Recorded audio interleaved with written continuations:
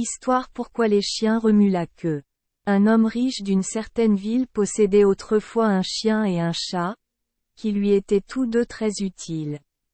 Le chien avait servi son maître pendant de nombreuses années et était devenu si vieux qu'il avait perdu ses dents et ne pouvait plus se battre, mais il était un bon guide et un bon compagnon pour le chat qui était fort et rusé.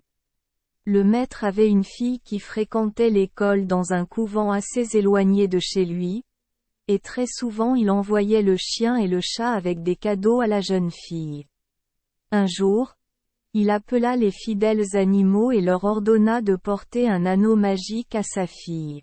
« Tu es fort et courageux, dit-il au chat, tu peux porter l'anneau, mais tu dois faire attention à ne pas le laisser tomber, et au chien il dit.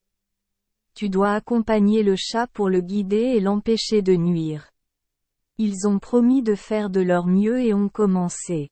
Tout s'est bien passé jusqu'à ce qu'ils arrivent à une rivière.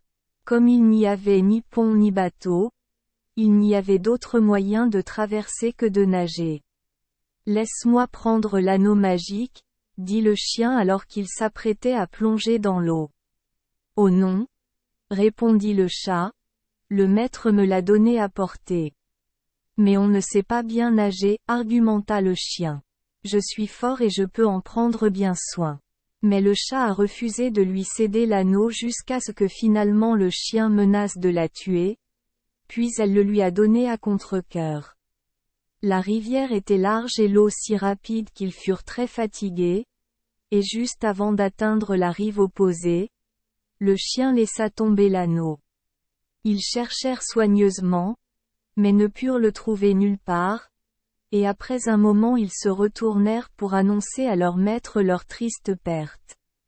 Cependant, juste avant d'atteindre la maison, le chien était tellement envahi par la peur qu'il s'est retourné et s'est enfui et n'a plus jamais été revu.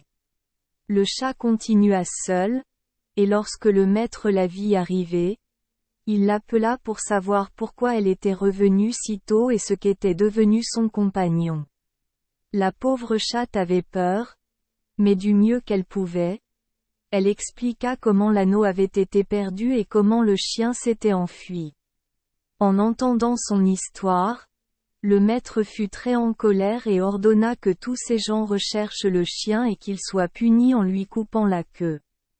Il a également ordonné que tous les chiens du monde se joignent à la recherche, et depuis lors, lorsqu'un chien en rencontre un autre, il dit.